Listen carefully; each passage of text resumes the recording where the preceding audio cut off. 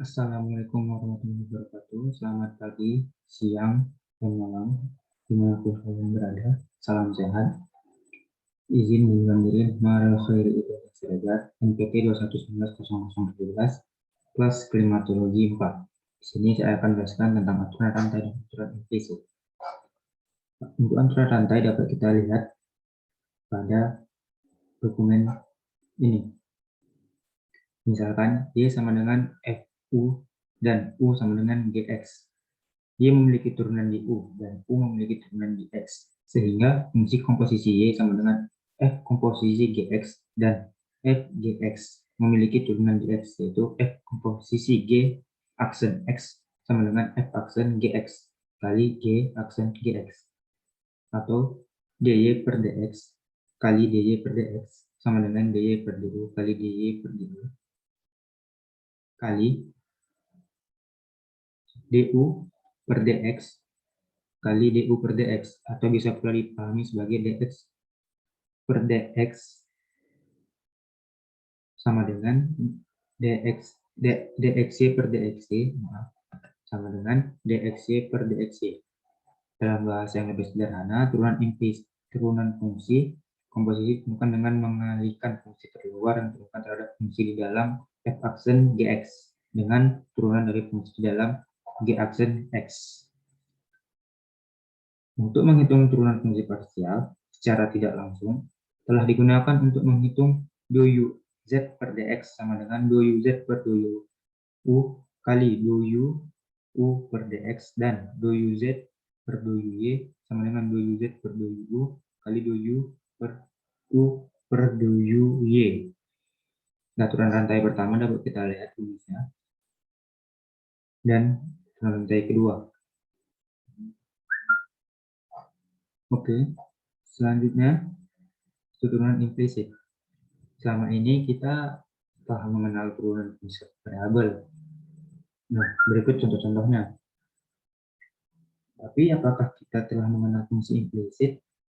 Nah, secara umum fungsi implisit adalah fungsi fxy sama dengan c. Dengan c di bilangan real disebut sebagai persamaan fungsi implisit. Untuk menurunkan fungsi implisit, aturan turunan fungsi dasar atau fungsi yang hanya terdiri dari variabel tetap berlaku. Tapi di sini kita menggunakan notasi Leibniz, yaitu dy per dx.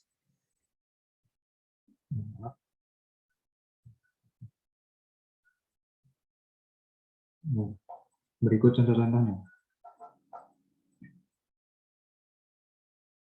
Salah satu manfaat aturan rantai adalah untuk menentukan turunan fungsi. Ya, turunan fungsi yang didefinisikan secara implisit, misalkan y fungsi dari x yang didefinisikan secara implisit yang diberikan oleh persamaan fxy, maka dou f per dou x kali dou x per dou x tambah dou f per dou x kali dou y per dou x sama dengan 0, atau persamaannya pisah seperti ini. Nah, agar memahami fungsi implisit dan aturan rantai dan turunan rantai, maka kita lihat contoh soal berikut. Yang pertama, kita lihat soalnya sebagai berikut. Maka kita turunkan terdahulu dou z diturunkan terhadap x. Jadi z diturunkan terhadap x dan t diturunkan x diturunkan terhadap t. Selanjutnya z diturunkan terhadap y dan y diturunkan terhadap t. Setelah didapat turunan pertama, maka nilai fungsi x, nilai x dan nilai y kita masukkan ke dalam persamaan. Seperti ada di bawah ini.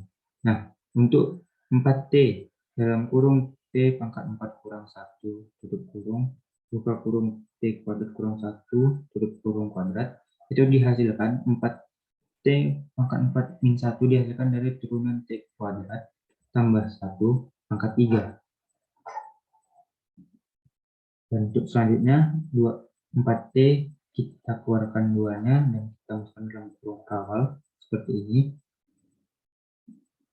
Dan hasilnya seperti ini. Untuk contoh soal nomor 2 masih menggunakan rumus yang sama, yaitu dua variabel, tetapi kali ini adalah trigonometri dan masih menggunakan cara yang sama, yaitu diturunkan terdahulu fungsi turunkan dulu z terhadap x, x terhadap t, turunkan z terhadap y, dan y terhadap t. Setelah itu, setelah kita dapat, baru masukkan nilai fungsi x dan y di masing-masing persamaan. Hasilnya seperti yang kita lihat. Sedangkan untuk nomor 3, itu kita telah menggunakan 3 variabel. Maaf. Kita menggunakan 3 variabel. Tapi masih menggunakan rumus yang sama. Kita temukan dulu w terhadap x, x terhadap theta, w terhadap y terhadap theta, dan temukan w terhadap z dan z terhadap theta. Setelahnya, kita masukkan fungsi x dan y di masing-masing persamaan. Setelah itu, kita masukkan nilai theta, yaitu sebesar radian per 3. Kita masukkan dan kita operasikan, maka didapat hasilnya seperti ini. Untuk nomor 4, sama seperti nomor 3, rumusnya dengan menggunakan 3 variabel. Nah, untuk 2s kuadrat t tambah s min t dalam kurung ini, dikarenakan turunan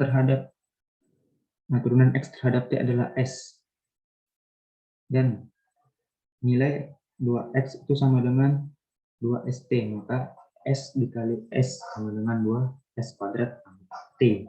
Seperti itu.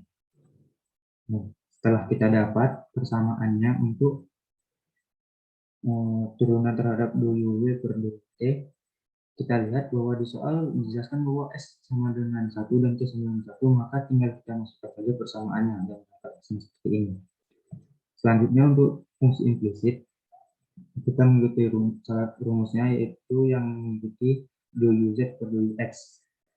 Nah, rumus untuk 2uz per 2x ini sebenarnya sama, tapi hanya berbeda pada penurunannya.